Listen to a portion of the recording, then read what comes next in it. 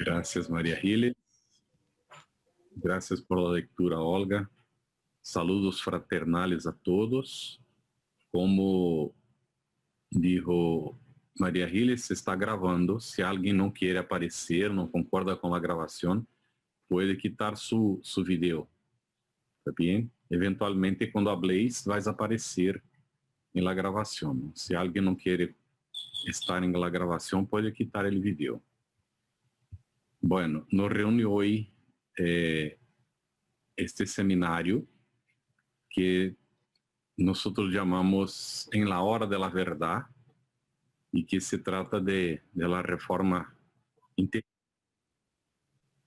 Y nosotros encontramos algunos desafíos de la educación del espíritu.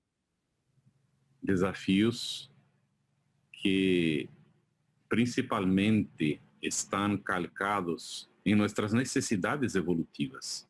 Desafios naturales, pero que nem sempre nosotros sabemos reconocer como desafios necessários. Muitas vezes nos rebelamos em relação a eles. E também temos algumas agravantes dentro do processo que nos dificultam essa marcha evolutiva nossa, que são os hábitos e os vícios que hemos acumulado a lo largo de este derroteiro evolutivo que estamos realizando. Então, vamos a necessitar trabalhar a reforma interior, a reforma íntima, justamente em função destes malos hábitos e destes vícios que hemos acumulado a lo largo de los tempos. E isto vai passar por uma necessidade de educação del alma, del espírito. E o espiritismo contribui de uma maneira muito profunda para isso. E é o que vamos tentar hoje, não ver aqui em la conversação que vamos a ter. Não vamos projetar nada para não distrair-nos, porque eu não tenho uma apresentação com imagens, não só um derroteiro que seguimos aqui para falar entre nós.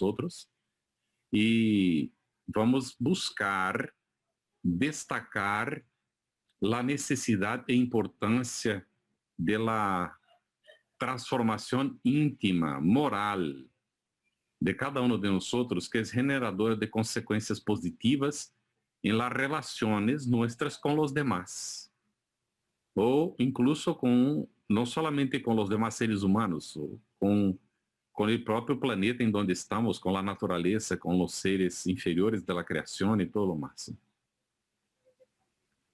Bueno, nos recordamos de mensagem sempre que falamos deste tema, que se chama En el término de la lucha, que é de librito Ideal Espírita, é a lección 40.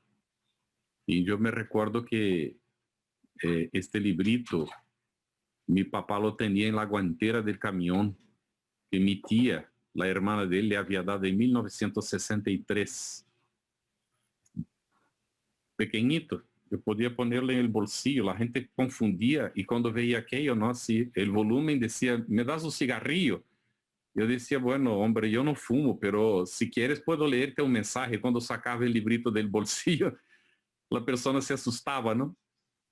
Y es precioso, precioso simplemente, ¿no? Y esta lección dice que a veces nos preparamos por largos años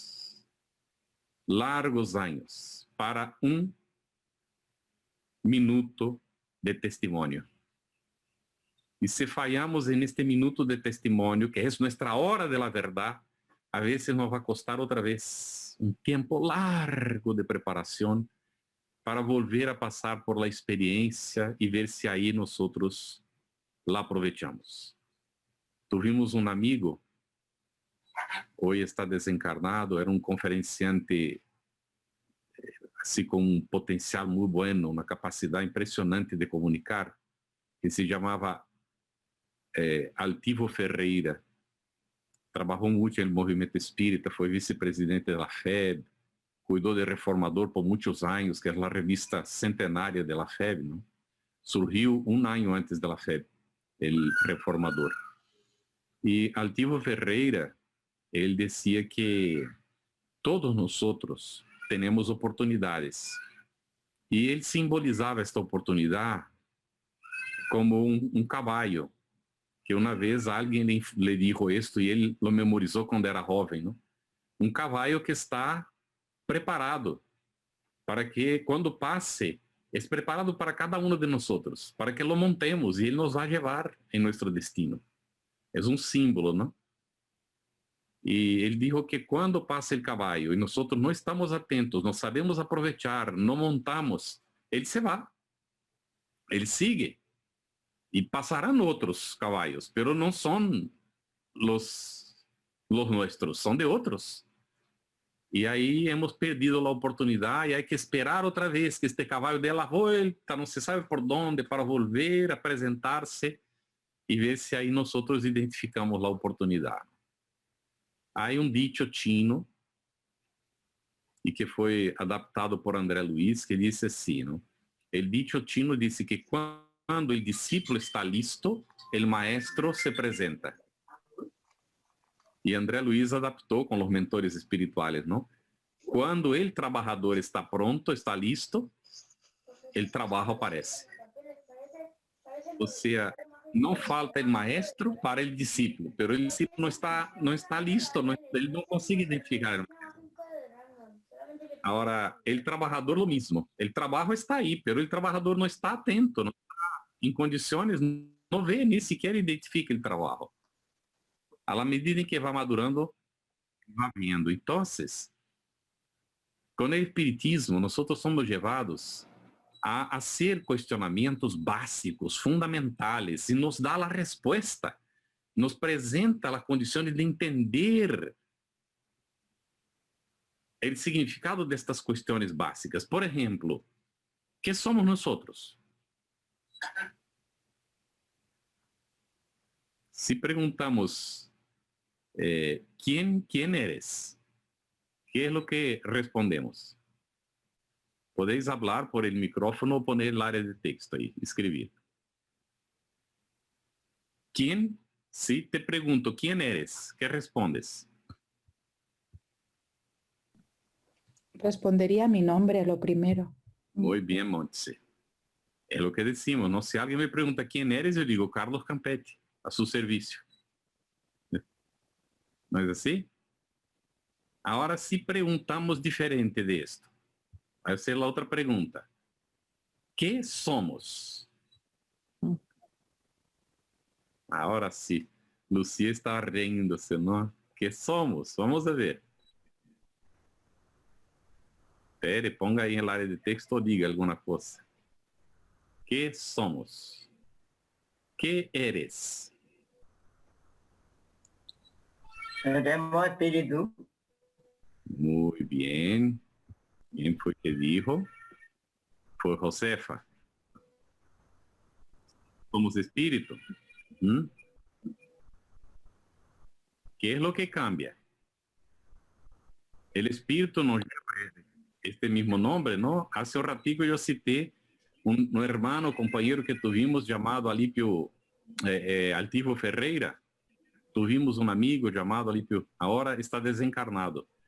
Altivo Ferreira. ¿Será que allá sigue siendo llamado Altivo Ferreira? Cuando se presenta para el médium, se va a presentar como Altivo Ferreira, pero probablemente, como tuvo otras encarnaciones, si se va a comunicar en un grupo que fue conocido por otro nombre, si ocurrió esto, va a dar el otro nombre, ¿verdad? Aquel que fue conocido. Pero en esencia, ¿no? Es espíritu. Y además espíritu inmortal. Es por esto que Pablo dijo, el hombre muere una sola vez. Los hermanos protestantes se agarraron a esto para decir que no hay reencarnación. Interpretación al pie de la letra es tremendo, ¿viste? Y Pablo tiene razón. El hombre muere una sola vez. Porque cuando muera Carlos Campetti ya no vive más. ¿Qué es lo que vive? la esencia, el espíritu que soy. Pero cuando tengo otra encarnación, yo no seré Carlos Campeche, ya tendré otro nombre, podrá ser incluso reencarnar como mujer. Esta posibilidad existe de reencarnar ahora como hombre, ahora como mujer, dependiendo de las necesidades evolutivas, ¿no? Bueno, entonces el espiritismo nos explica eso, ¿no? ¿Qué cosa? ¿De dónde hemos venido? El católico va a decir, bueno, Dios nos creó a la hora que la mamá y el papá, ¿no? Que la mamá es concebido, Dios nos creó. ¿Será que es esto mismo? Los protestantes también piensan lo mismo, porque la reforma protestante reformó muy poca cosa del catolicismo. Hoy se confunde una con la otra, casi no hay más diferencia. Pero vamos allá. ¿Qué dice el espiritismo? ¿De dónde hemos venido? Rodrigo, ¿de dónde hemos venido? Por el... Bueno, no sé dónde venimos. Realmente nos toca vivir lo que nos toca vivir. Venimos del Padre. Ah, Venimos del Padre. muy bien. ¿Qué es lo que vamos a hacer? Es lo importante. Uhum. Ok. Dios nos ha creado, ¿no? A todos. Y dice el libro de los espíritus, simples. Muy bien. Aí vamos a la cuestión 607 del libro de los espíritus. Quien está con el librito puede ver esto, si quiere conferir, ¿no? Y comentar incluso. Y Allan Kardec pregunta, ¿no? Porque los espíritus están diciendo que el espíritu empezó a desarrollarse como principio espiritual. Y ahí los espíritus, pero ¿cómo? ¿Dónde? ¿No? ¿Dónde se sucedió esta evolución? Y los espíritus dicen, en un período que podéis llamar de pré-humanidad. O sea, empezamos como princípios espirituales para después entonces convertirnos en espíritus, ¿cierto? Bien. ¿De dónde hemos venido? Hemos venido de una realidad que podemos llamar espiritual. Y a ella volveremos, ¿no? ¿Está bien? Entonces, ¿por qué estamos aquí?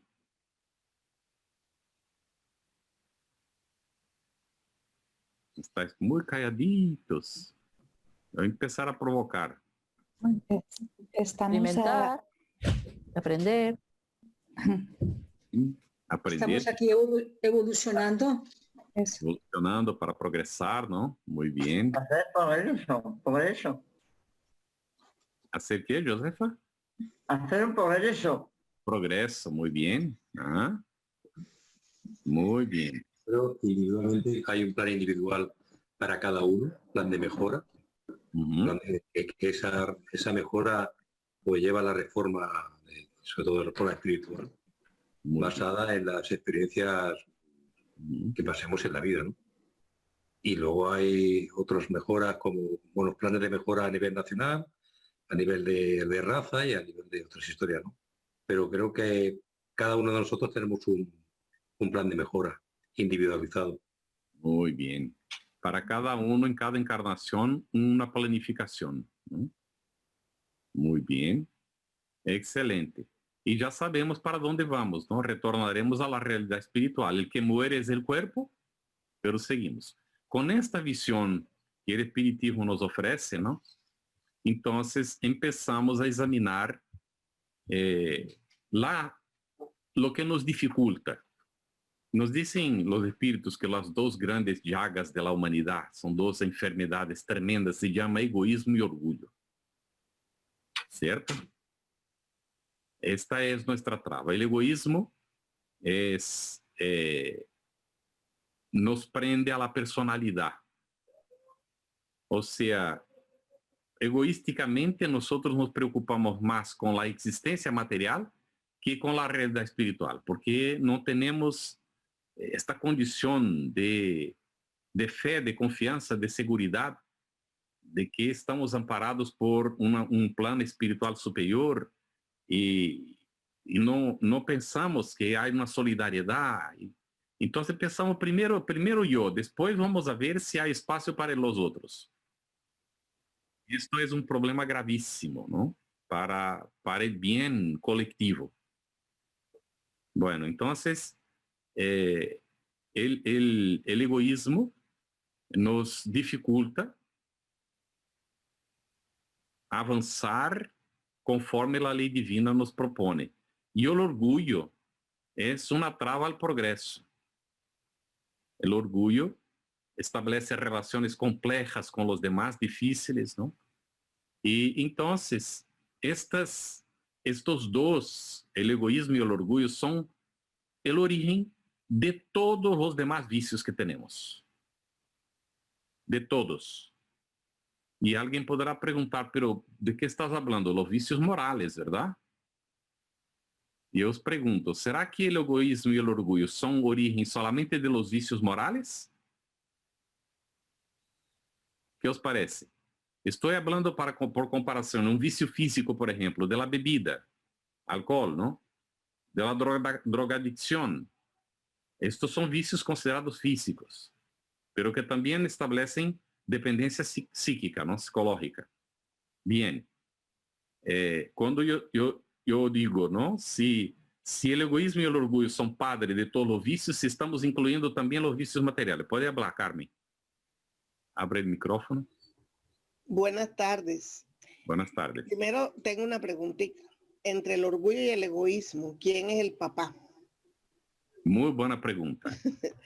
Muy buena pregunta. Uno, si nosotros somos seres espirituales con un cuerpo físico, por no mencionar y con el perispíritu y todo, pero somos seres integrales, todo lo moral afecta a lo físico y lo físico afecta a lo moral. Excelente, Carmen. ¿Y ahí, cómo queda esta pregunta de Carmen? ¿Cuál es el papá? El egoísmo. El egoísmo. ¿Quién? Ah, Yolanda, ¿por qué dices que es el egoísmo, Yolanda? ¿Quién quiere Porque auxiliar? incluso el mismo orgullo, porque para mí incluso el mismo orgullo proviene del egoísmo. Muy bien. Nosotros escribimos un artículo para el Anuario Espírita en español. Alípio González lo editaba, ¿no? Y fue justamente haciendo la explicación de cómo es que se dan estas cosas. Y lógico que aquello necesita perfeccionamiento, porque es muy difícil saber y no ocurre para todos de la misma forma. Pero nosotros vamos... ¿podéis consultar, por favor, el libro de los espíritus que tiene en la mano, si está en la cuestión 895? ¿Qué dice la pregunta de la 895? A ver si es esta misma, porque a veces me confundo las preguntas. ¿Quién abrió? Sí, dice, además de los defectos y los vicios, acerca de los cuales nadie podría equivocarse, ¿cuál es el signo más característico de la imperfección? Esa es la pregunta. ¿Cuál es la respuesta? Es larga, pero yo he subrayado el interés personal. Muy bien, era esto lo que quería. La respuesta es más larga, pero vaya, yo tengo subrayado es... Esto, está muy bien. Era esto mismo, Olga. ¿Estáis atentos? ¿Cuál es, no? De los vicios radicales, ¿no? Que tenemos. El primer de todos se llama interés personal. Ahora vamos allá en la, a ver si es 917. Ahora Rodrigo, que estaba buscando también. A ver si en la 917. Estoy intentando de memoria. Estoy sin el libro aquí porque estoy de viaje. Dice, ¿cuál es la medida? ¿Cuál es el medio de destruir el egoísmo? Esa es la pregunta. Esta es 917. 914 entonces. 914. 914. ¿Cómo es la pregunta? Dice, dado que el egoísmo se basa en el sentimiento del interés personal, parece muy difícil extirparlo por completo del corazón del hombre. Pregunta, ¿se alcanzará ese objetivo? Muy bien. ¿Habéis visto que él retoma en la 914? Estando el egoísmo asentado, estoy poniendo en mis palabras, en el interés personal, entonces la origen de todo es el interés personal. ¿Cierto, Carmen? Y del interés personal nace el egoísmo. aunque en el Evangelio según el Espiritismo, Emmanuel va a dar una comunicación diciendo que el orgullo es el padre de todos los demás vicios, nosotros decimos que el orgullo es el hijo del egoísmo, predilecto, primogénito. Emmanuel nos dice en el Evangelio que es el egoísmo, que es el cáncer del alma, que es el que impide que nuestro planeta avance y vista la toga viril. Ajá, pero pone que el orgullo es el padre de todos los demás vicios. Hay un mensaje ahí que comenta de esta... Voy a mirar. Yo tengo el de Emmanuel del egoísmo en el capítulo 11. Sí. Vamos a mirar. Entonces, ¿qué ocurre? Nosotros vamos a encontrar que hay más o menos una especie de secuencia. ¿Cómo es que ocurre esto? En nuestras elucubraciones. Primero, el individuo desarrolla el interés personal. Cuando desarrolla el interés personal, ya se posiciona en contra de los otros, porque ya empieza a establecer juicio de valores, en el sentido de que yo merezco mejor que el otro. Primero para mí, por el interés personal, surge el egoísmo. ¿Está bien? Pero cuando surge el egoísmo, el individuo se desconecta de la confianza en la providencia divina, en la previdencia de Dios y en la providencia del Padre. Y con esta ausencia de confianza en el poder divino, que naturalmente nos provee de todo, no tenemos necesidades en realidad delante de la ley divina, este individuo empieza a pensar que él tiene que valer por sí mismo, porque nadie vale por él. Y las primeras manifestaciones, aunque diga que siga creyendo en Dios, ya es una manifestación materialista. Y esto le vincula a la materia, le prende al campo material. Y ahí genera una cosa llamada inseguridad, porque ahora está inseguro, porque ya no tiene confianza en la providencia divina. Y como tiene interés personal, él piensa que todos los demás también lo tienen, aunque digan que no, son mentirosos. Y necesita defenderse a sí mismo. Y para que no le quiten lo que es suyo, él necesita protegerse. Y entonces necesita figurarse mejor que los demás. Y surge el orgullo.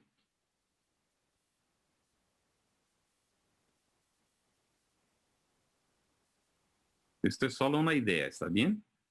A partir de ahí, nosotros vamos a tener el surgimiento de todos los hábitos negativos y los vicios. Un hábito se forma por repetición. ¿Está bien? Pero todo esto viene de una cosa llamada libre albedrío. El surgimiento y función del libre albedrío está en las preguntas 121 y 122 del Libro de los Espíritus. Si queréis consultar después, queréis apuntar, esto todo es un curso de entendimiento de cuáles son los problemas que nos llevan a la necesidad de la reforma interior, ¿está bien? Muy bien. Entonces, con el uso del libre albedrío, el individuo tiene que elegir el camino y se hace responsable por la elección. Y llega un momento incluso que es responsable no solo por lo que elige hacer, cuando se omite delante de la necesidad de hacer y no quiere. Porque todos fomos creados para ser útiles unos en relación a otros. Pero hay aquellos que se rebelan. Entonces la pregunta 115 del Libro de los Espíritus. Que los dóciles evolucionan más rápido que los rebeldes. ¿Está bien? Así que nosotros ya vamos viendo por qué estamos rezagados en la evolución, porque somos rebeldes. ¿Alguien tiene duda ahí de que es rebelde? ¿Hay alguien en el grupo que cree que no es rebelde? Yo soy el primer rebelde que hay aquí.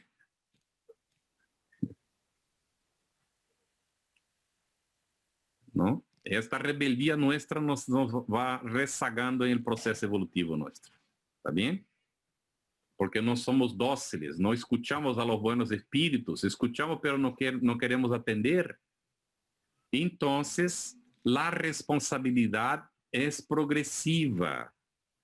Los seres en los primeros peldaños de la evolución como principios espirituales no tienen responsabilidad en principio, porque no tienen condiciones de entender la causalidad y los efectos. Pero esto nos lleva a algunas cuestiones. La cuestión de que la responsabilidad es progresiva está en la pregunta 114 del Libro de los Espíritus y sigue examinando la siguiente, 114 y siguientes, ¿está bien? Bueno, si la responsabilidad es progresiva, significa que algunos los principios espirituales en sus comienzos no tienen responsabilidad. Pero la pregunta es, ¿cuándo es que empieza la responsabilidad? ¿Cuándo el ser se hace responsable? Yo voy a poner algunas cositas para reflexionar, ¿está bien? Esto todo no necesitáis creer en lo que voy a decir, pero son reflexiones. ¿Alguien ya ha visto... É uma perrita que dá assim, quando ele nasce cinco hijitos. Já habéis visto isso? Ou um gato. Uma gatita que tem 5 hijitos. Já habéis acompanhado o desenvolvimento deles em algumas circunstâncias, sim? Quem já acompanhou? Eu pergunto, os hijitos são todos iguais? Actuam sempre igualito? No. No son. ¿Qué es lo que lleva a los perritos? Ahora yo vuelvo más atrás. La araña, que hace la telaraña, ¿no? ¿La hace siempre de la misma forma? Sí. Sí. Sí. La araña actúa por un proceso automático, genético. No tiene como hacer la telaraña de otra forma, porque ya está incorporada en su programación. Pero el perro no. No hay ahí una diferencia. Los dos son principios espirituales. No hay una diferencia entre uno y otro.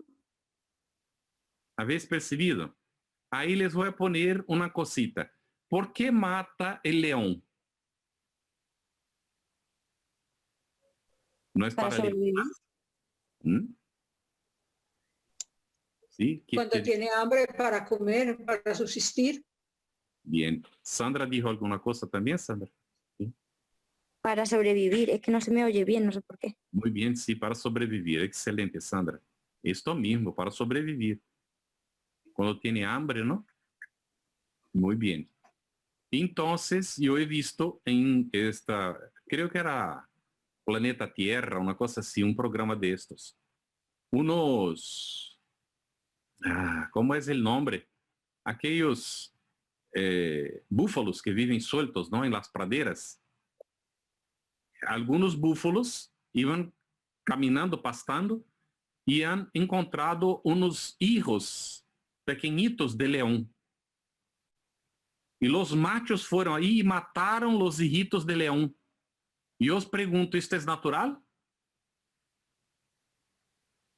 Es que se guían por sus instintos, ¿no? Entonces por eso es lo que le lleva a no realizar el bien en ese aspecto. ¿Será que es instinto del búfalo matar a otros animales? No, pero sí subsistir de ellos. Ajá. Mira qué cosa. Estos ¿sí? ¿No será que ellos ya tienen impreso en la memoria que el león se lo come? Sí. Entonces por eso lo mata, no lo sé, es una reflexión. No, no es normal, este es un video único. No hay noticia de que otra vez los búfalos hayan matado los hijos de león. ¿Está bien? Yo creo que hay una herencia genética, porque los antiguos guerreros ya saben correr. Porque si no corren los leones se los van a comer a un leopardo. Sí. Pero ya nacen, vamos, antes de mamar una teta de la madre, empiezan a correr. Y pocos animales hay. ¿Por qué? Porque yo creo que es un poquito la herencia. Y el instinto es lo que les marca que hagan esa actuación. Me imagino que cada especie animal pues actuará dependiendo de si eres depredador o eres alimento de. O sea que una de las dos cosas tienes que desarrollar, ¿no? O defenderte o atacar, ¿no? Por tu Ah. propia supervivencia. Esto es el instinto. Muy bien. Dunia levantó la mano. Hola, buenas noches. Bueno, yo solamente quería hacer una pequeña aportación con esto de los animales que a lo mejor matan a otros. Yo he visto tuve una perra que tuvo perritos y cuando una perra fabulosa, o sea, súper buena, se comía a los hijitos. Se comió a los hijitos y pensamos que a lo mejor era porque a lo mejor la perra se dio cuenta de que no podía mantener a los hijitos. Y siempre hemos pensado eso. Y lo hizo en 2 ocasiones. O sea, en 2 ocasiones tuvo perritos y en las 2 veces se los comió. Gracias. Muy bien. Una otra vez estaba viendo este mismo canal de animales, ¿no? Y una pantera atacó a un mono hembra, ¿no? Una hembra de mono y la mató para comer. Y cuando ya se preparaba para comerlo, algo se movió y salió de alguna parte de la hembra un hijito de mono pequeñito. Y la pantera en aquel mismo momento abandonó su presa, agarró el hijito de mono por aquí, por detrás, y lo llevó para arriba de un árbol. Ya estaba casi para oscurecer, para ponerse oscuro. El sol se ponía. Y cuando lo soltó arriba, el hijito de monos corrió para esconderse por detrás del tronco del árbol. Y conforme la luz fue desapareciendo, el hijito de mono salió y se fue a anidar junto con la pantera para dormir. Bueno, son cosas que nos ponen a pensar, nos salen fuera del instinto. Cuando la pantera madre vio que había matado una mona que tenía un hijo, dejó la presa, porque ahí vienen los coyotes, o yo que sé cómo se dice en español, las hienas, y viene a comer, ¿no? Inmediatamente. Entonces perdió su presa, ya no iba a poder comer más para poder proteger el hijito que era pequeño. Raro, ¿no? Bueno, ¿qué es lo que me indica eso? Que ahí ya hay ejercicio de libre albedrío.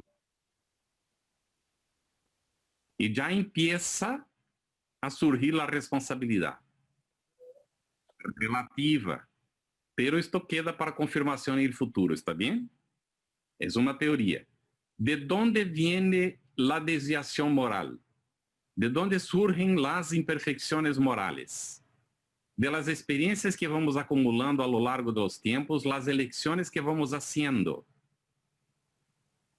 Y pienso que estas experiencias ya se acumulan allá atrás cuando somos principios espirituales, que ya van dando características de lo que seremos después. Muy bien. ¿Cuándo ocurre? Para que haya responsabilidad plena del ser, hay necesidad de que el ser tenga la capacidad de entendimiento de que aquello que está haciendo no está bien. Pero ¿cuál es el parámetro? ¿En qué parámetro nos vamos a apoyar para tomar la decisión si está bien o si no está bien? Os escucho, vamos a ver si hay algo en el área de texto. ¿Cuál es el parámetro? Yo creo que todo el mundo no tiene, que todo el mundo no tiene el parámetro igualado entre el bien y el mal. No hay la misma diferencia. Todos no estamos parametrizados, lo que yo creo, ¿eh? Muy bien, Mario. Entonces el parámetro es el mismo para todos. Todos sabemos que es el bien y que es el mal. ¿Cómo es que sabemos nosotros que es el bien? El parámetro es este, el bien y el mal. ¿No? ¿Cómo sabemos qué es bien y qué es mal? Guiándonos realmente por lo que nos dice nuestra alma, ¿no? O pensando qué nos gustaría que nos hicieran a nosotros. O sea, intentar no hacer daño a los demás en todas las decisiones que tomamos. Muy bien. Creo que ese sería el ideal. Si Sandra La puso la conciencia. regla áurea. ¿Quién iba hablando? No, que digo yo, la conciencia. Tenemos la conciencia y ella nos dice si es el bien o el mal, que es el bien o el mal, ¿no? Ya vamos a la conciencia. Sandra puso una regla áurea, la regla áurea que es trascendente a la religión. A la religión. En Estados Unidos, según consta, hicieron una experiencia de algunas familias que iban a crear sus hijos, educar a sus hijos sin religión ninguna. Y solo tendría una regla, hacer a los demás lo que les gustaría que fuera hecho para ellos. Y todos se convirtieron en hombres de bien, personas de bien. ¿Ok? Y esta es la regla que Jesús nos presentó y que venía de mucho antes de él. Es la regla de oro. Hacer al otro lo que nos gustaría que el otro nos hiciera. ¿Quién es que no recibió esta regla en algún momento de su vida? Este es de conocimiento popular, ¿no? Muy bien. Pero Yolanda introdujo algo fundamental, la cuestión de la conciencia. Pregunta 621 del Libro de los Espíritus. ¿Quién está con el Libro de los Espíritus ahí? ¿Qué dice la pregunta? Sí, María. 621. ¿Dónde está escrita la ley de Dios? ¿Y dónde? En la conciencia. Es la segunda más corta respuesta del Libro de los Espíritus. Es la primera, en realidad, porque la segunda viene a la 625.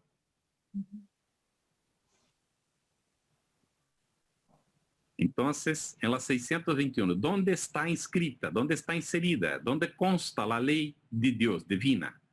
En la conciencia.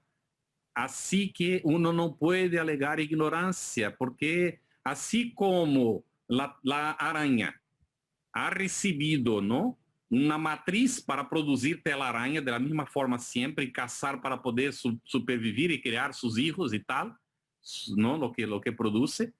Nosotros recibimos una matriz. Y la matriz es la ley divina en nuestra conciencia.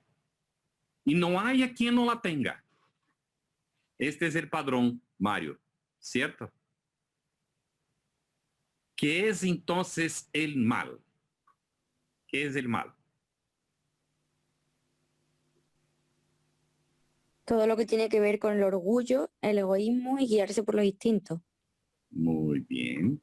Orgullo, el egoísmo, orgullo y a veces instinto, a veces, ¿no?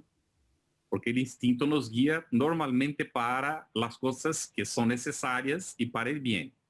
Pero a veces nosotros le engañamos al instinto. A ver, entonces... Se aleja de la ley de Dios.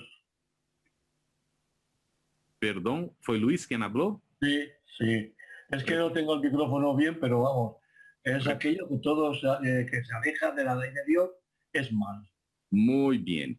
Porque cuando sé que la conciencia, estamos hablando de la conciencia, cuando haces algo bueno, qué bien te sientes. La conciencia te dice, qué bien que has hecho. Pero cuando hacemos algo mal, decimos, no, que es que... Pero la conciencia te está diciendo, has hecho muy mal. Y no la oímos, pero sí la sentimos.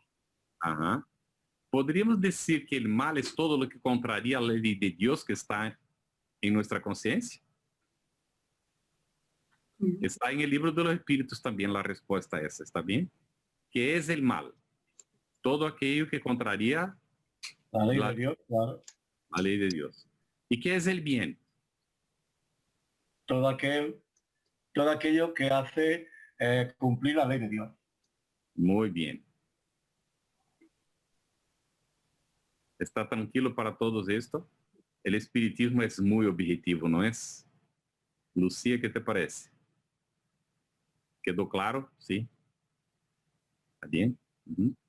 Vamos a ver, vamos a repetir solo para memorizar. Egoísmo es origen de todos los males. Nosotros hemos citado las cuestiones 785 y 914, 917. También vale leer la 913. 913 a 917. El orgullo es obstáculo al progreso. Está en la 785 también, 806A del Libro de los Espíritus, y en y también lo tenemos en el Evangelio según el Espiritismo, en el capítulo 10. Y ítem 10. Capítulo 10, ítem 10. Muy bien. Entonces, son varias las imperfecciones morales. Vamos citar algunas de ellas que nosotros hemos creado a lo largo de los tiempos. Primero, para seguir aquí, es importante dejar claro un punto. Dentro de la ley divina, no hay el mal. ¿Alguien tiene duda cuanto a eso? ¿Quién crea el mal? De todo lo que hemos hablado ya podemos concluir esto. ¿Quién crea el mal? El hombre. El hombre. Nosotros mismos, Lo como mismo. hombre. Es el Muy bien bien. mal situado. Pero voy a hacer una pregunta aquí un poco, ¿no? Se dice capciosa en español, un poco de trampa. Pero si Dios nos creó, entonces ¿no es Dios quien crea el mal a través de nosotros? No, No, somos porque Dios nosotros nos quienes creó. tenemos libre No, albedrío. no. Simples e ignorantes. Entonces no puede crear en nosotros el mal. Ajá. Lucía habló una cosa, estaba cerrado tu micrófono. Que nos dio el libre albedrío. Nos dio el libre albedrío, muy bien, para actuar. Y mira que libre albedrío tan impresionante, nos deja incluso equivocarnos. Y cuando nos equivocamos, entonces, ¿qué ocurre? Salimos fuera del rumbo. Es como si fuera un atajo. Está la ruta. Salir la ruta. No queremos ir por aquí. Y Dios nos permite ir. Pero creamos una serie de experiencias necesarias para aprender a volver a la ruta. Que a cada rato encontramos un obstáculo que nos indica que tenemos que volver para la ruta, pero teimamos, somos tercos y no queremos. Entonces seguimos y ahí vienen las consecuencias naturales. Y la gente dice, Dios castiga. Está en el Evangelio según el Espiritismo, incluso porque eran obispos, curas que daban los mensajes en aquel entonces, que Dios castiga. Y a la pregunta, ¿Dios castiga? No. No. Todo el mundo diciendo, no. Dios creó la ley y cuando nosotros no obedecemos la ley, sufrimos las consecuencias, pero no como castigo. Es como una oportunidad de entender que hay que actuar conforme la ley. Muy bien. Entonces, ¿qué es lo que aparece como imperfecciones morales? Algunas vamos a citar. Una de ellas es la apatía. Hay Pereza. ¿Cómo? La pereza. La pereza. Sí, la acomodación, ¿no? Hay un dicho, es un chiste, ¿no? Se dice, ¿cómo se llama la persona que se pone en el sofá y queda ahí mirando televisión 3, 4 horas por día? Y cuando se le pregunta si él dice así, yo no tengo tiempo. En inglés es couch potato. Es una patata de sofá. Peor es que da raíz y se prende en el sofá, ¿no? Y no cree que pueda salir de ahí. Es dependiente de los medios de comunicación. Hoy vamos a tener que crear algún otro nombre, ¿no? Porque la persona se queda con el ordenador o con el móvil, el iPad, y no consigue salir de ahí, ¿no? Entonces está en un proceso apático. Pero esta acomodación, esta pereza, ella no se manifiesta solamente de esta forma. La persona que todos los días se levanta por la mañana, se prepara de la misma forma, ¿no? Hace su aseo, su desayuno, va para el trabajo de la misma manera, considera el trabajo un tedio, es una obligación horrorosa, se queda ahí el día trabajando, ¿no? Y bueno, cuando termine el día, a la casa igualito que siempre, ahí llega y se tira en el sofá, el sillón, para poder ver la televisión. Está en un proceso de apatía. Puede hablar, Rodrigo. Bueno, la apatía lleva la rutina a una zona de confort que no, que bueno, que están cómodos, porque salir de ahí significa pues moverse, educarse o reeducarse, y sobre todo hacer una reforma interior, ¿no? Porque todo requiere un esfuerzo. No es gratuito. Y el que está en el camino lo sabe. Al final dices tú, ¿dónde estás? ¿Dónde venimos? ¿Y dónde estás ahora? ¿No? Claro, miras para adelante y dices, pues anda, que no me queda camino por recorrer. Pero ya has salido de la zona de Sofi, de la zona del mando a distancia, ya no estás ahí. Ya lees, ya escuchas cosas que te den un crecimiento como persona. Evidentemente, no nos vamos a poder comer o reformar todos los palos malos que tengamos, ¿no? Es decir, bueno, yo tengo que cambiar esto, soy perezoso, soy egoísta, cada uno en sus medidas, pero bueno, ya me pongo con todas, poco a poco. Hay que empezar, ¿no? Despacito. Y con esto hoy yo voy a hacer otra bromita aquí, ¿no? Bueno, puedo hacer una consultilla. Perdona. Sí, Mario. Puede hablar, Mario. Dicen que el que no cree en nada se lo cree todo. Y eso es lo que ocurre muchas veces cuando llega delante de la televisión. Sí. No cree en nada, pero cree en todo lo que dice la tele. Incluso acepta la destrucción de la familia, que uno de los grandes promotores de la destrucción de la familia es la televisión. Yo soy periodista y hablo de eso con mucha tranquilidad. Eso es un terror, ¿no?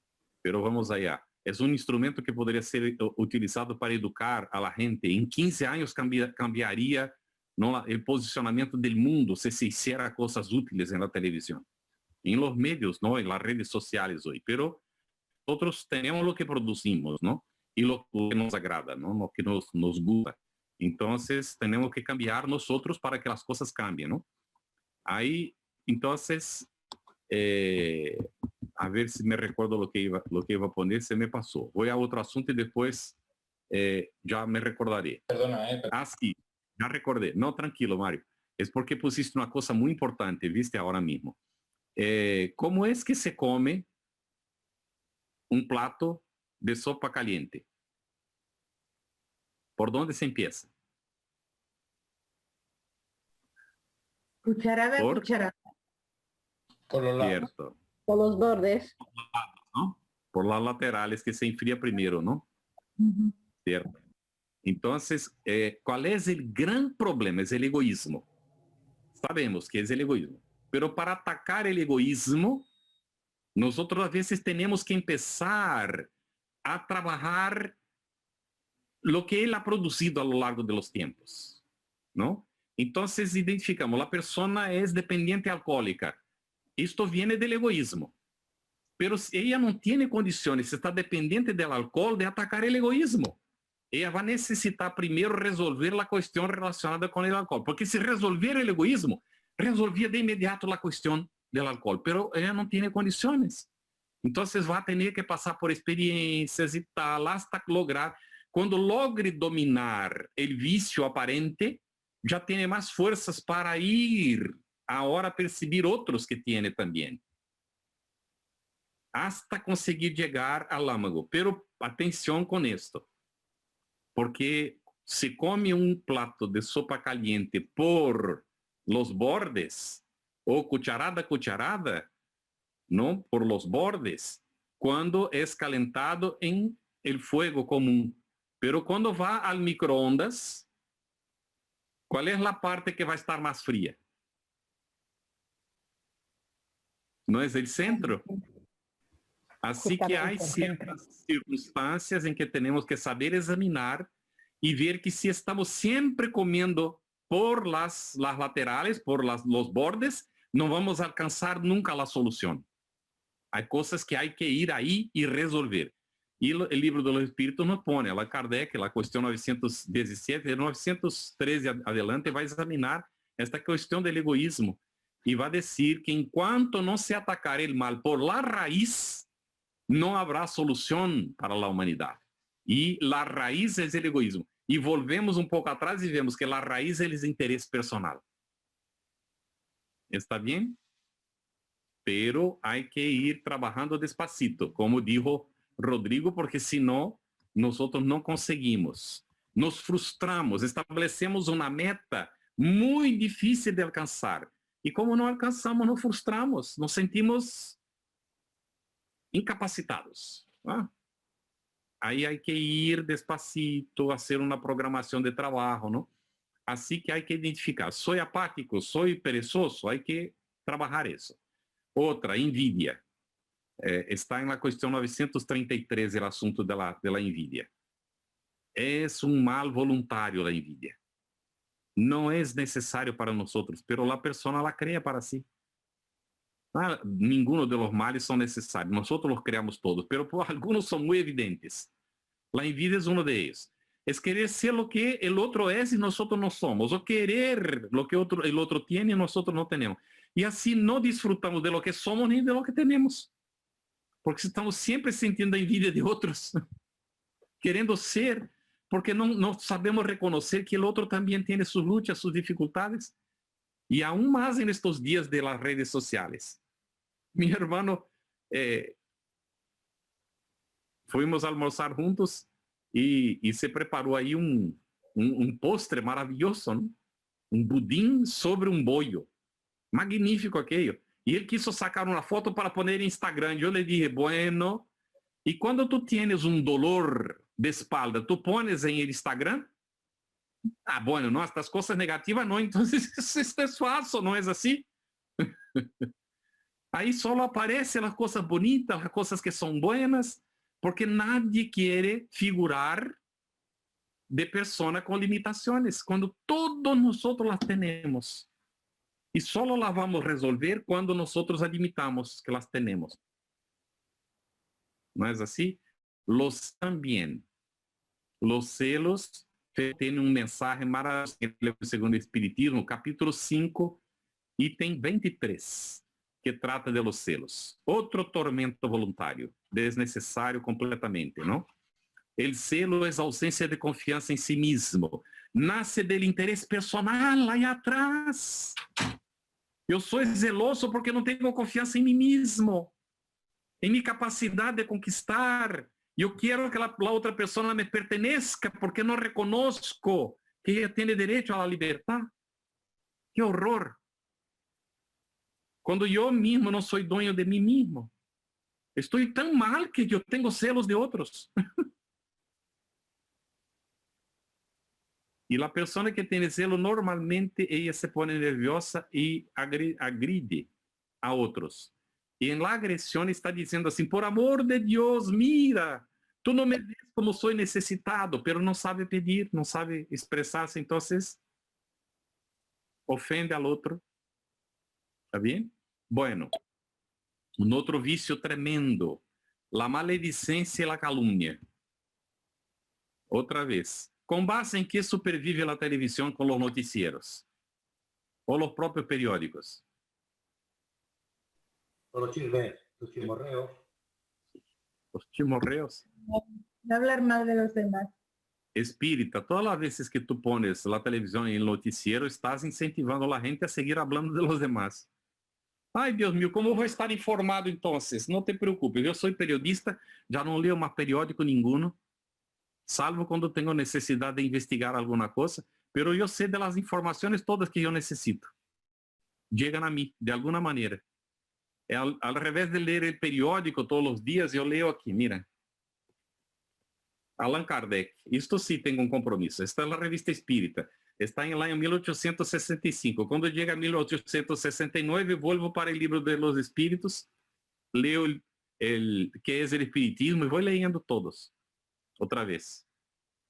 ¿Está bien? Y la noticia, ¿cómo sabes tú lo que está ocurriendo en el mundo? No necesitas ni siquiera preocuparte. Los WhatsApps de la vida van poniendo las cosas, ¿no? Y ahí seleccionas lo que quieres leer. Así está ocurriendo hoy. Y los periódicos están bravos, porque la gente cuando percibe esto ya, ¿no? Es más fácil leer en el momento que se quiera. ¿Cómo hacía Winston Churchill? Ele não leía os periódicos todos os dias. Ele só leía os periódicos em final de la semana. E leía de atrás para adelante. Empezava por el de sábado, e depois ia para el de viernes, e já quando chegava o lunes não necessitava. Hoje saem as revistas, ¿no? Que são semanais, que já fazem isso. Certo? Entonces, mucho cuidado con esta ansiedad de estar. La gente dice así, es que si tú no acompañas lá el noticiero, te pondrás alienado. ¿Sabéis qué es alienado? Apartado, ¿no? Como si estuvieras aparte. Ahora yo pregunto, ¿quién no conoce la realidad espiritual es un alienado o no? Mira como es duro para nosotros, ¿eh? No nos damos cuenta. Quien no conoce la vida futura está alienado sobre lo que va a encontrar. Está alienado en relación a su destino. Y está sabiendo todo lo que pasa en el mundo, porque lee los periódicos todos los días y acompaña la tele. Yo tenía un amigo que no se iba a dormir antes del último noticiero en aquel entonces. Hoy hay noticieros 24 horas, ¿no? Hay gente que no duerme. Este amigo solo dormía a las 1:30 de la mañana, todos los días, y tenía que despertarse temprano. Así que despertaba, había días que no podía hacer el desayuno. Cuidaba el aseo y salía para el trabajo. Llegaba ahí ya con... Ni hablaba con la gente, con las reuniones, con los trabajos, todo. Era una cosa. Yo me quedé varios años sin trabajar con él y después de años volví a trabajar con él. Yo siempre llegaba temprano en el trabajo y había días que él estaba antes de mí ahí. Entonces un día yo le dije, qué interesante, ¿no? Has cambiado, ¿no? Y él dijo, ¿tú percibiste? Yo digo, no, está evidente. ¿Qué te pasó? Bueno, un día me di cuenta, ¿no? Me di cuenta de que si yo despertara media hora antes, quizás mi vida podría ser diferente. Pero para despertar media hora antes tenía que no ver el periódico, ¿no? Que terminaba a las 1:30 de la madrugada. Entonces renunció a eso, fue a dormir más temprano y siempre despertando antes. Él dijo, antes, yo salía de casa, cuando cerraba, ¿no? el semáforo, ¿no? La señal se ponía roja, yo no me ponía loco, porque ya estaba retrasado y no podía cerrar el semáforo. Entonces imagina cómo yo me sentía. Alguien estaba delante mío, yo enseguida ya estaba roncando la bocina y estaba haciendo señales, y era una locura, ¿no? Ahora no, yo llego antes aquí, estoy tranquilo, pacificado, no tengo problemas, ¿no? Hago aquí mi agenda, siempre examino las cosas, siempre tengo tiempo para las personas. ¿Está bien? Entonces, podemos cambiar simplemente maledicencia y calumnia. Hay un programa llamado Big Brother. ¿Habéis visto alguna vez? Llegó esta porquería, llegó este programa en España. Yo no sé si llegó a España eso. Sí, el Gran Hermano. ¿Y sigue aún el Big Brother ahí? En diferentes versiones hay varias cosas. No lo he visto nunca. Bueno, es que yo no veo la tele. No suelo... Es una cosa horrorosa. Yo creo que surgió esto en Holanda, si no me falla. Pero dicen que ahí tuvo unos 2 o 3 temporadas y se acabó. Pero en Brasil, desde que vino, no se terminó más. La gente paga para ver. 24 horas las cámaras filmando una serie de personas dentro de un ambiente cerrado. Eso, Dios mío, yo digo, Señor, solo salen estas cosas negativas porque nadie puede fingir todo el tiempo. Es tremendo. Bueno, entonces, otro vicio radical se llama avaricia. También está examinado en el Libro de los Espíritus, preguntas 901 902, Evangelio según el Espiritismo, en el capítulo 16, y Lucas va a examinar este asunto de la avaricia en el capítulo 12, versículos 13 a 21. La avaricia. La avaricia es un problema gravísimo. Y normalmente, cuando el papá es avarento, cultiva la avaricia, hay un riesgo de contaminar a los hijos. Es completamente difícil eso. Bueno, los placeres del mundo, como el sexo, la alimentación y otros vicios. Upa, espera aí, pero sexo não é vício. Lógico que não é. Sexo é uma lei da natureza. Pero nosotros, em nome da liberdade, estamos assassinando todos os anos um montão de seres por el aborto, por la desviação del sexo. Não é assim? La alimentación es para el cuerpo, para sostener el cuerpo, mantener la vida. Pero la persona come 3 veces lo que necesita. Hoy muere más gente de comer mucho que gente de comer poco. Infelizmente, está así. ¿Por qué podemos pensar nosotros que estamos con esta pandemia? Una de las cosas es que el planeta necesita ser respetado y nosotros lo estamos comiendo. Simplesmente. Que vai quedar para as gerações futuras? E nós que vamos reencarnar. Se não cambiamos nossos hábitos. Destruímos florestas para criar ganado. Produzimos a acumulação de calores, não? E vai a temperatura hacia arriba. Empieza a dissolver el hielo y todo lo más, va cambiando todo. Ya son cambios naturales que ocurren en el planeta, pero nosotros estamos interviniendo. Hay en el mar,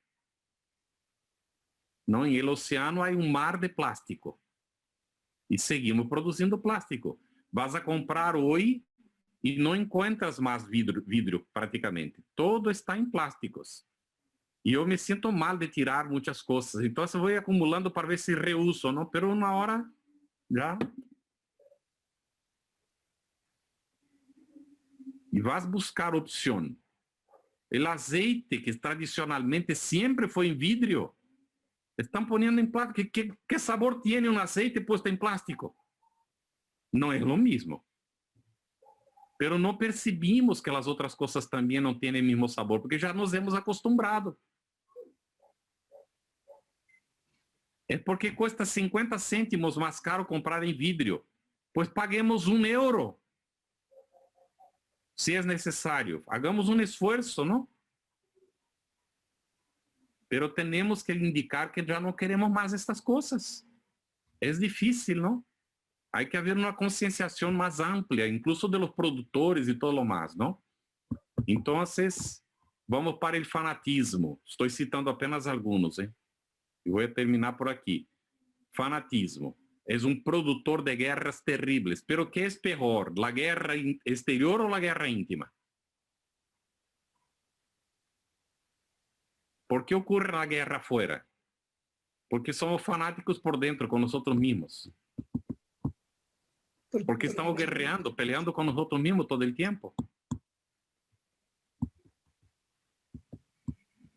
Porque hacemos aquilo que sabemos que não é bueno para nós, pero seguimos haciendo.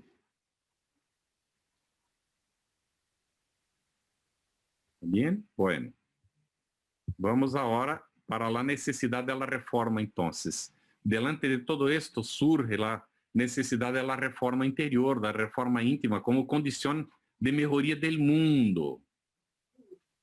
Nos dice el libro de los Espíritus, la cuestión 116, 781A, 785 sobre el progreso, y dice que el progreso es inexorable. ¿Puede el hombre entravar la marcha del progreso? Entravar no, pero puede retrasar. Pero hay de aquel que sea el causador de este retraso. Pobre de él. Será arrastrado por la corriente del progreso en algún momento. Porque o progresso se dá, a evolução da humanidade, de 2 formas distintas. Se dá em espaços largos de tempo, que nós não percebimos, e se dá também em espaços muito curtos, repentinos. Quando nos vem a guerra, quando vem uma pandemia, ou quando há uma descoberta científica, quando o homem vai à luna. E aí nós descobrimos um montão de coisas que podemos utilizar em nosso diário vivir e que antes não havíamos percebido.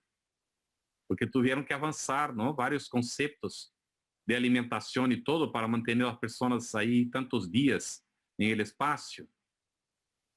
Y así vamos. Entonces, hay progresos que son lentos y progresos que son, pero el progreso es inexorable, va a ocurrir siempre. ¿Está bien? Sea más lento, sea más rápido, va a ocurrir. Las imposiciones de la ley de causa y efecto, como hemos comentado, no como castigo, pero como instrumento del progreso. Esto está en el Evangelio según el Espiritismo, en capítulo 5, lee los ítems 4 a 10. Allan Kardec, con los espíritus superiores, examina esta cuestión. Y las imposiciones del dolor. Y ahí tenemos que examinar un poquito. Cuando no queremos avanzar, viene el dolor. Mi papá utilizaba una frase muy interesante, ¿no? Que él había leído y que él siempre repetía. Bendecido es el dolor, es el aguijón que nos despierta para la vida eterna. ¿Sabéis qué es el aguijón? ¿No está correcto el aguijón?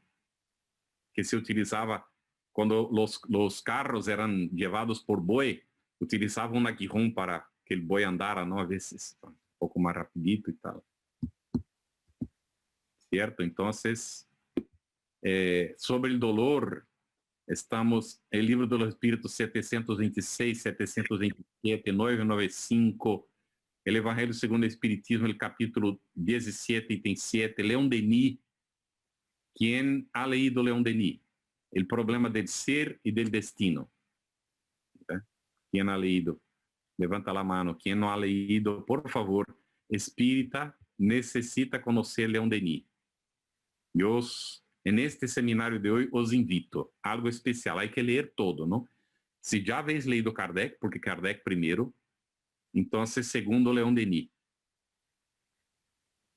Varios libritos, no son muchos. Como Allan Kardec, él no escribió muchos libros, pero los libros son fundamentales.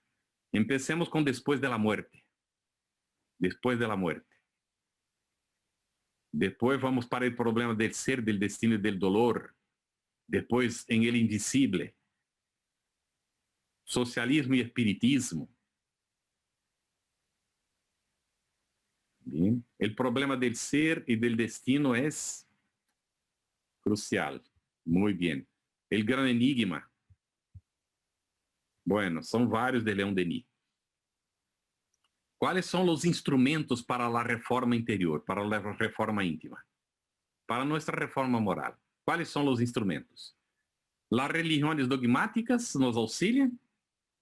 Las religiones fundamentalistas, infelizmente, están también travando el progreso.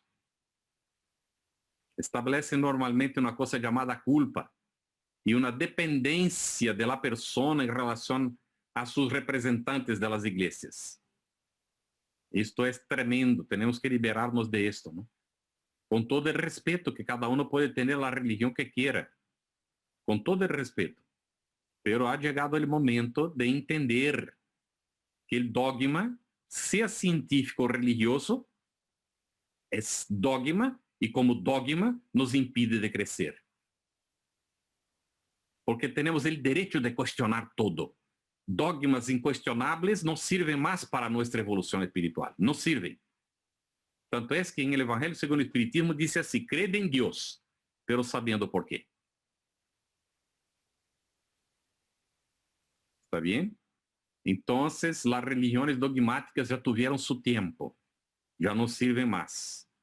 Ahora, si ellas son flexibles, naturalmente seguirán cumpliendo su papel. Si no, todo el árbol que mi padre no ha sembrado, en su momento debido será cortado. Es así. El Evangelio de Cristo y la redención por el amor. Este es el verdadero instrumento. El Evangelio de Cristo. Un compañero dijo que el Evangelio no es de Jesús, el Evangelio es de Dios. Y yo digo, muy bien, es verdad, porque el Evangelio trae la ley de Dios. Pero fue Jesús que nos presentó el Evangelio. Y el Evangelio es de Cristo. Entendido aquí que Cristo es la esencia divina en todos nosotros. Entonces el Evangelio es para todos nosotros. y es del Cristo que tenemos adentro nuestro.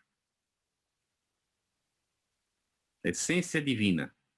Cuando nos liberarmos de la necesidad de las reencarnaciones, seremos pura esencia divina, seremos espíritus crísticos. Muy bien.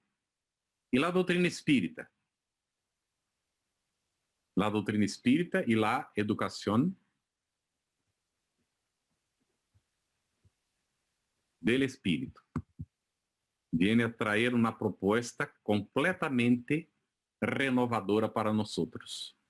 Bien, vamos a citar algunas cosas. ¿Quién puede abrir ahí 886 del Libro de los Espíritus?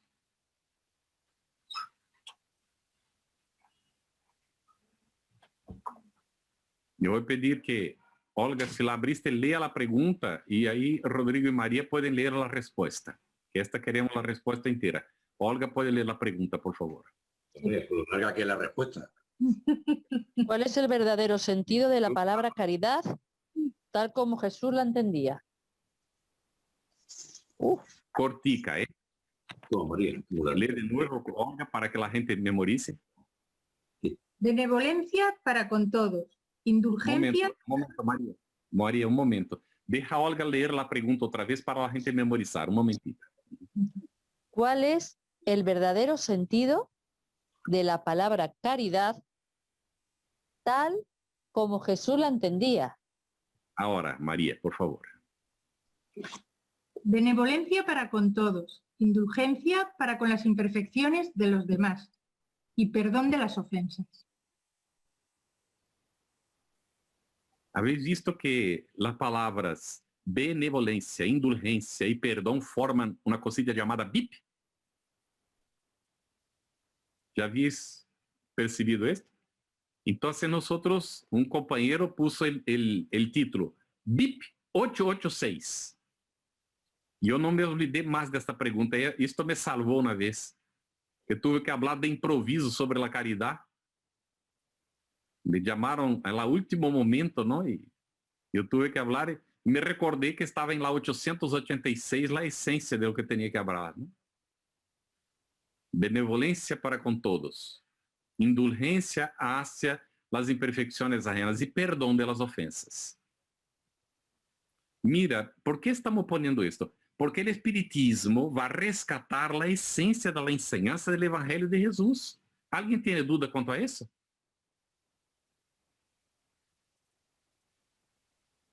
En Mateo 5, capítulo 5, versículos 25 y 26, reconcíliate con tu adversario mientras estás en camino con él.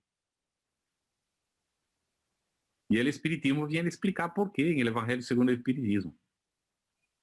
¿Está bien? Pedro va a preguntar a Jesús, ¿no? ¿Cuántas veces, Señor, perdonaré a mi hermano? ¿Hasta 7 veces? Está en Mateo, el capítulo 17, ¿no? 21, 22 los versículos. Jesús le dice, no digo 7 veces, sino 70 veces 7 veces. Aí uno dice, si 490 perdonaré a ese infeliz, y se terminó. Pero es cada ofensa. 490 veces cada ofensa. O sea, es para perdonar infinitamente. 7 veces era un número que se utilizaba para muchas cosas, ¿no?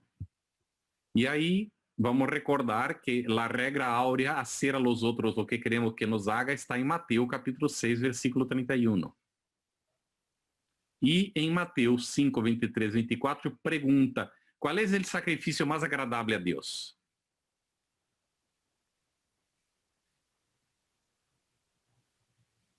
¿Cuál es? Está cerrado el micrófono, Rodrigo. ¿Cuál es el sacrificio más agradable a Dios?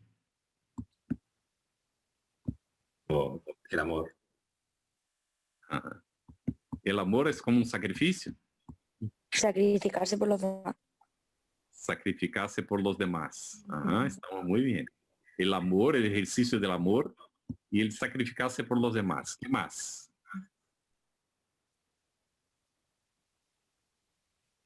¿Cuál es el sacrificio más agradable a Dios? Prójimo. Hacer el bien al prójimo.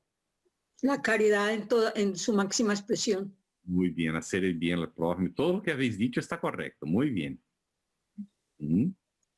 Magnífico. El sacrificio más agradable que podemos hacer es la renuncia de nosotros mismos en favor del bien del semejante. La verdadera caridad es el opuesto del interés personal. Mira, que Kardec es un genio. ¿Está bien?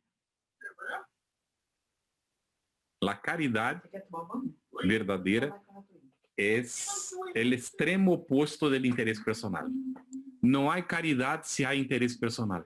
Entonces el sacrificio más agradable a Dios es esto mismo, es el amor hacia el semejante, es renunciar uno a sí mismo en favor del otro.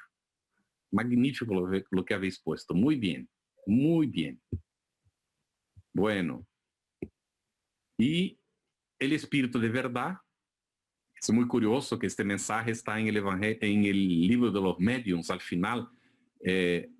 Kardec hace todo un razonamiento diciendo que el nombre que fue dado tiene que ser muy respetado, que fue Jesucristo y tal, y más tarde va a poner en el Evangelio según el Espiritismo, el capítulo 6, el mismo mensaje con el título, con la firma del Espíritu de verdad. Y que dice: Espíritus, amaos e instruíos. Capítulo 6, item 5 del Evangelio según el Espiritismo. Y ahí viene, ¿no? Lo que Kardec nos puso sobre la cuestión de la instrucción y la educación. La cuestión 917 y la 685A, comentario de Kardec, que él trata de la educación moral, no la moral que enseñan los libros, sino aquella que es el arte de formar los caracteres. ¿Está bien? Y que va a llevar necesariamente al conocimiento de uno mismo en la pregunta 919 y 919A, donde nosotros vamos entonces buscar el camino de la interioridad para identificarnos con el reino de Dios que está en todas partes y que de esta forma está dentro de nuestro mismo. ¿Está bien? Entonces el espiritismo nos da una condición de mirar las cosas de manera diferente. Y voy a repetir la pregunta 915 del libro de los Espíritus, trata del asunto, la 115 también. ¿Hay hombres buenos en el mundo? ¿Hay personas buenas en el mundo? ¿Hay o no? Mucho. Oh, mira, Rodrigo está convencido. Mucho más de lo que pensáis. Sí. Es la respuesta. Es porque el bien es discreto y el mal se proyecta por todos los canales disponibles.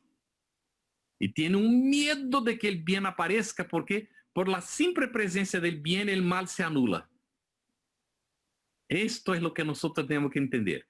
Cuando alguien nos venga a ofrecer agresividad, hay que dar la otra cara, como dice Jesús, la de la no violencia, y así sucesivamente en todo lo más. Es una dificultad para nosotros.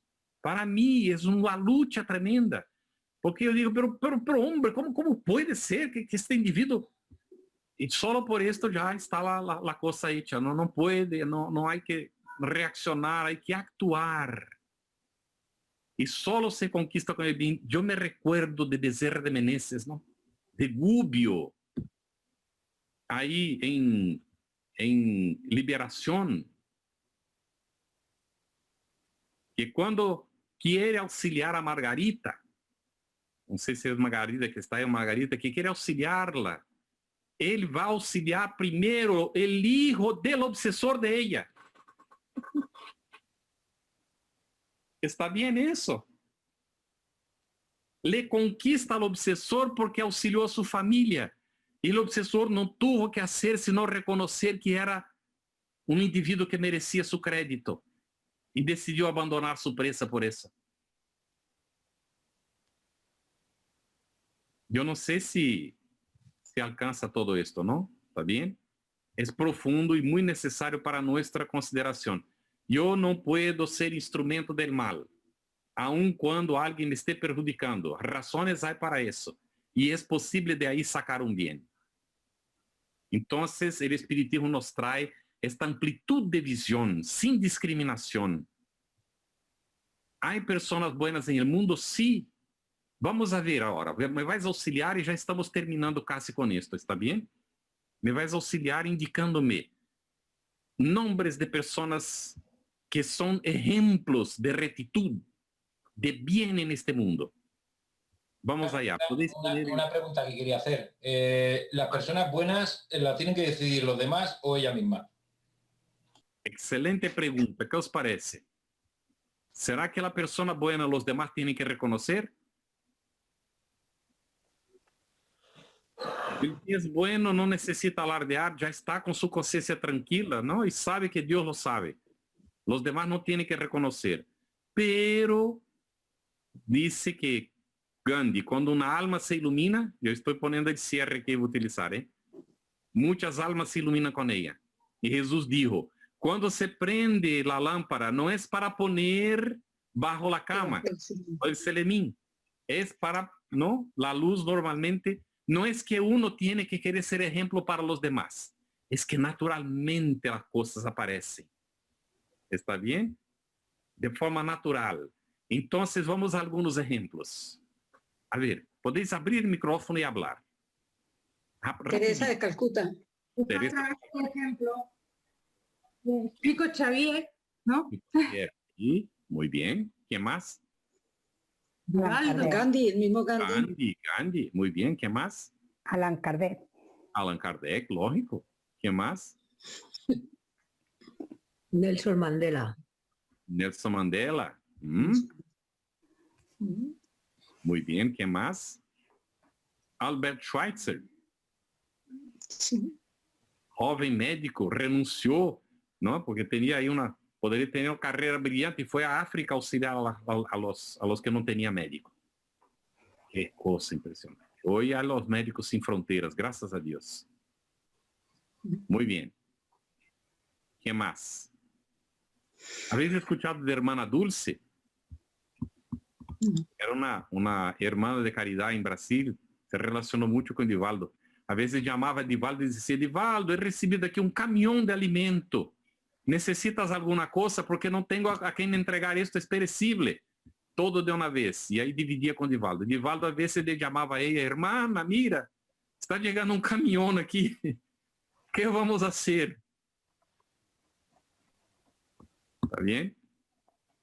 Ella vivía sentada en una silla así muy durita, ¿no? Ya estaba viejita. Y Divaldo le dijo, le voy a comprar una silla mejor.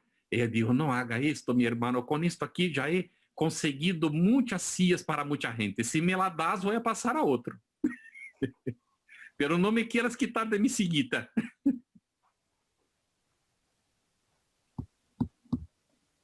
Muy bien, hay muchos, muchos. Y muchos anónimos. Estos cuentan mucho, que no sabemos. ¿Está bien? Bueno, entonces vamos para el cierre. Hay un concepto de marketing que dice así, la hora de la verdad para una empresa es el momento en que el cliente está delante del empleado de la empresa. Este es el momento de la verdad. Porque lo que haga el empleado será lo que la persona va a llevar, el cliente va a llevar de imagen de la empresa.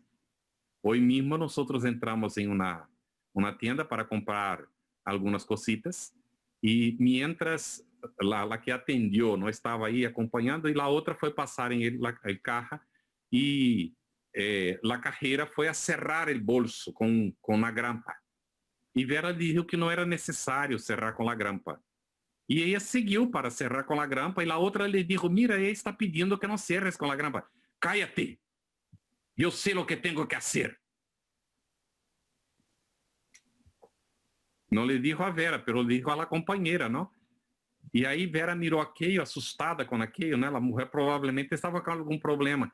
Y cuando terminó de atender, la otra agarró el bolso, ¿no? Con la que había comprado, entregó a Vera y le dijo, ¿no? La otra escuchando, te agradezco muchísimo, fuiste muy gentil conmigo.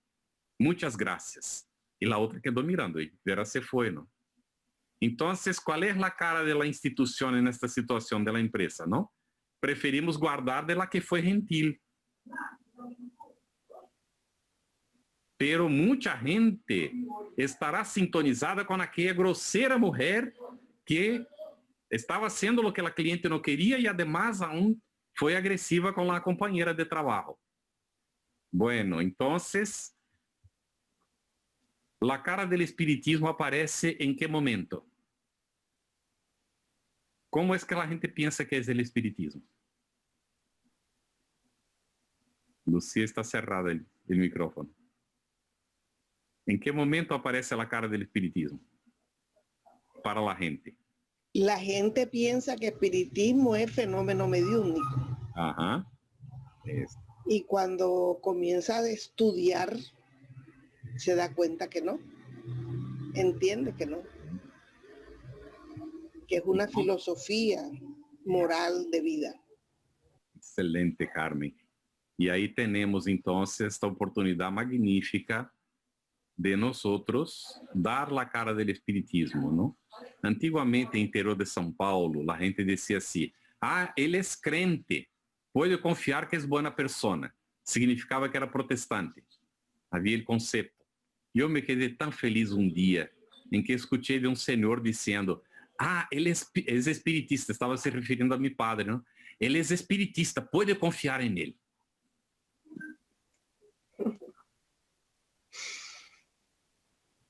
¿Está bien?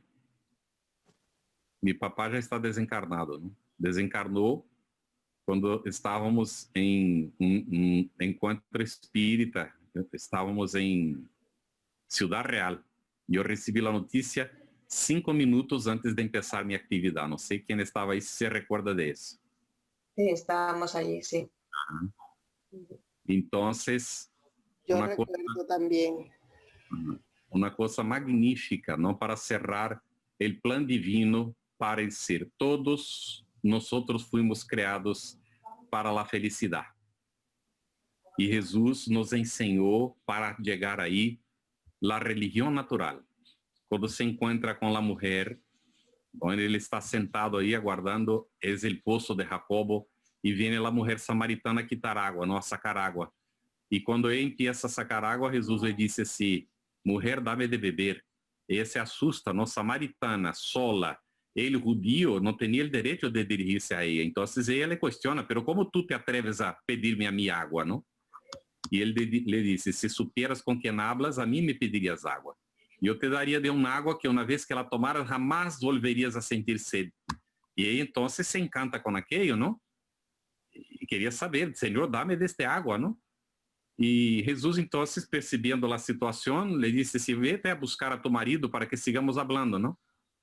Y él dice, pero yo no tengo marido. Y él dice, sí, de los que has tenido hasta ahora, que creo que era una media docena, ¿no? 5, ¿no? De los 5 que has tenido, este con quien estás ahora no es tu marido. ¡Ay! Es un profeta, Dios mío. Ya no quiso saber de salir de ahí y buscar a nadie, quiso seguir acabando con él, ¿no? Y le hizo la pregunta. Y fue una mujer que ni siquiera era contada entonces, ¿eh? Hizo la pregunta que si nosotros la hubiéramos comprendido, no tendríamos sufrido ni mitad de lo que hemos sufrido en el mundo, con las religiones todas. Ella preguntó, ¿dónde es el sitio para adorar a Dios? ¿En el templo donde dicen vosotros los judíos o aquí en el cerro donde decimos nosotros los samaritanos? Y Jesús le dijo, mujer, llegará un día en que el hombre no adorará a Dios ni en el templo ni en el cerro, porque lo adorará en espíritu y verdad, porque Dios es espíritu. Esta es la religión natural que nos trae el espiritismo. Sin perjuicios, sin juzgamientos, pero con conciencia, haciendo lo mejor que podamos en relación a aquellos con quienes nosotros convivimos. Es de esta forma que el espiritismo se va esparciendo por el mundo. No porque nosotros seamos ejemplos para los demás, sino porque nosotros estamos aceptando y queremos ser las cartas vivas del Evangelio como Pablo dijo que tenía que ser.